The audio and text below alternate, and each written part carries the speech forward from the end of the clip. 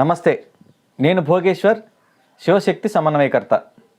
ప్రపంచవ్యాప్తంగా అజ్ఞానం వెర్రితలలు వేస్తున్న వేళ సాధు సంతులు అవమానాలు ఎదుర్కొంటున్నారు. ప్రస్తుత సమయంలో ఎప్పటి నుంచో ఎదుర్కొంటున్నారు. ప్రస్తుత సమయంలో అది చాలా ఎక్కువయింది అని చెప్పాలి. 2020 మహారాష్ట్ర పాల్గఢ్లోని కాశీ వెళుతున్నటువంటి స్వామీజీలని అత్యంత దారుణంగా పోలీస్ స్టేషన్లోనే మోకలు కొట్టి చంపినటువంటి దృశ్యం మనందరం సోషల్ మీడియాలో చూసాం. ఆ స్వామీజీ చిరునవ్వులు ఇప్పటికీ ఎంతమంది చుట్టుముట్టి వాళ్ళు కొట్టి చంపుతున్నప్పటికీ ఆ స్వామీజీ పెదాలపైనటువంటి చిరునవ్వు మనం చూసాం. కానీ ఎలాంటి కనికరము లేకుండా నిర్దాక్షిణ్యంగా ఆ స్వామీజీలని కొట్టి చంపారు.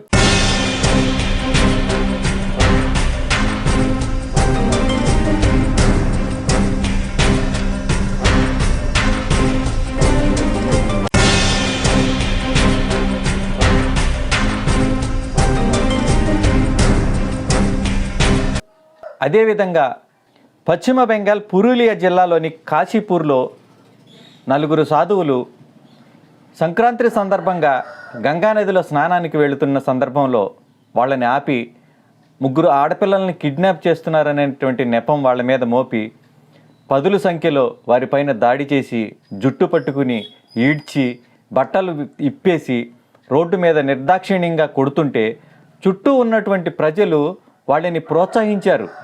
ఎవరు కూడా ఆపే ప్రయత్నం లేదు. సాటి మానవుడు అనేటువంటి దృక్పథం వాళ్ళలో ఎట్టి పరిస్థితుల్లోనూ కనిపించలేదు. ఒకసారి ఆ దృశ్యాన్ని మీరు కూడా చూడండి.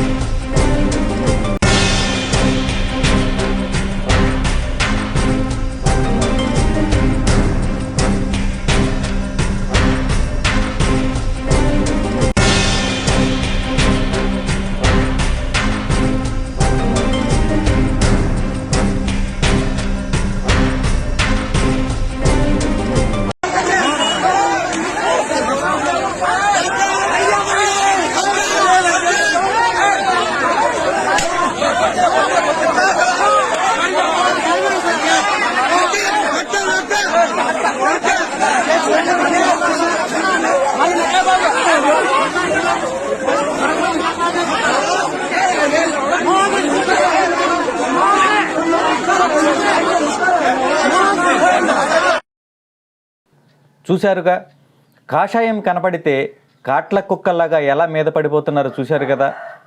ఒక పక్క అయోధ్యలో దివ్య భవ్య రామమందిర నిర్మాణం జరుగుతున్నటువంటి ఈ సందర్భంలో ముష్కర మొకల్లో పెరిగిపోతున్నటువంటి తీవ్ర అసంతృప్తి ఇలాంటి ఘటనలకు కారణమవుతున్నాయి. కాబట్టి సాధు సంతులు అలాగే హిందూ బంధువులు ఎంతో అప్రమత్తతగా ఉండాలని ఆశిస్తూ నమస్తే, భారత్ మాతాకి జై.